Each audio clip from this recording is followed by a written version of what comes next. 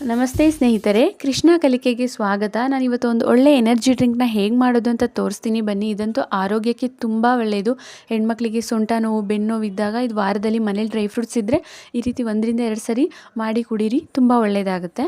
ಇದಕ್ಕೆ ನಾನು ರಾತ್ರಿನೇ 10-15 ಬಾದಾಮಿನ ನೀರಿನಲ್ಲಿ ನೆಲೆಸಿಟ್ಟಿದ್ದೆ.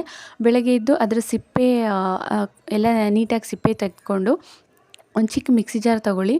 ಅದಕ್ಕೆ ಸಪ್ರೇಟಾಗಿ ಸಿಪ್ಪೆ ತೆಗೆದಿಟ್ಕೊಂಡಿರೋಂಥ ಬಾದಾಮಿ, ಸ್ವಲ್ಪ ಗೋಡಂಬಿ ಮತ್ತು ಸ್ವಲ್ಪ ದ್ರಾಕ್ಷಿ, 2-3 ಏಲಕ್ಕಿ ಮತ್ತು 2-3 ಸ್ಪೂನಷ್ಟು ಗಸಗಸೆನ ನೀವು ಹುರಿದಾದ್ರೂ ಹಾಕ್ಕೋಬೋದು, ಇಲ್ಲಾಂದರೆ ಹಾಗೆ ಹಸಿದಾದರೂ ಹಾಕ್ಕೊಳ್ಳಿ, ತೊಂದರೆ ಏನಿಲ್ಲ. ಮತ್ತು ರುಚಿಗೆ ತಕ್ಕಷ್ಟು ಸಕ್ಕರೆ. ಇದಕ್ಕೆ ನಾನು 1-1.5 ಸ್ಪೂನಷ್ಟು ಸಕ್ಕರೆ ತೊಗೊಂಡಿದ್ದೀನಿ.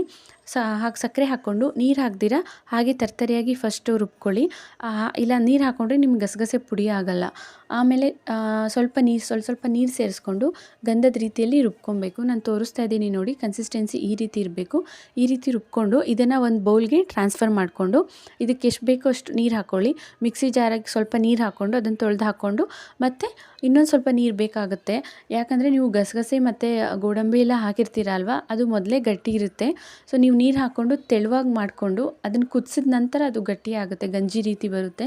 ಸೊ ಮೊದಲನೇ ಸ್ವಲ್ಪ ಬೇಕಾಗೋಷ್ಟು ನೀರು ಹಾಕ್ಕೊಳ್ಳಿ. ನಾನು ತೋರಿಸ್ತಿದ್ದೀನಲ್ವ, ಸೊ ಆ ರೀತಿ ಅಷ್ಟು ತೆಳುವಾಗಿದ್ದರೆ ಕರೆಕ್ಟ್ ಆಗುತ್ತೆ. ಮತ್ತು ಇದಕ್ಕೆ ಸ್ಟವ್ ಆನ್ ಮಾಡಿಕೊಂಡು ಪಾತ್ರೆನ ಗ್ಯಾಸ್ ಮೇಲೆ ಇಟ್ಕೊಂಡು ಒಂದು 5-10 ನಿಮಿಷ ಚೆನ್ನಾಗಿ ಕುದಿಸ್ಕೊಳ್ಳಿ ಲೋ ಫ್ಲೇಮಲ್ಲಿ.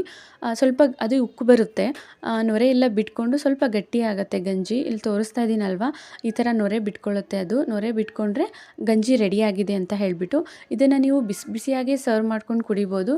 ಇಲ್ಲ ಬೇಡ ನಂಗೆ ತಣ್ಣಗೆ ಮಾಡಿಕೊಂಡು ಕುಡಿತೀನಿ ಅಂದರೆ ತಣ್ಣಗೆ ಮಾಡಿಕೊಂಡು ನಿಮಗೆ ಫೇವ್ರೆಟ್ ಫ್ರೂಟ್ಸ್ ಇದ್ದರೆ ಲೈಕ್ ದಾಳಿಂಬೆ, ಆ್ಯಪಲ್, ಆ ಥರ ಯಾವ ಫ್ರೂಟ್ಸ್ ಇದ್ದರೂ ಕೂಡ ಅದಕ್ಕೆ ಸೇರಿಸಿ ಕುಡೀರಿ. ಡ್ರೈ ಫ್ರೂಟ್ಸ್ ಮನೇಲಿ ಇದ್ದರೆ ಯಾವಾಗಲೂ ಇರಲ್ಲ, ಇದ್ದರೆ 2-3 ಸರಿ ಇದನ್ನು ಮಾಡಿ ಕುಡೀರಿ. ಹೇಗಿದೆ ಅಂತ ಹೇಳಿ. Thank you.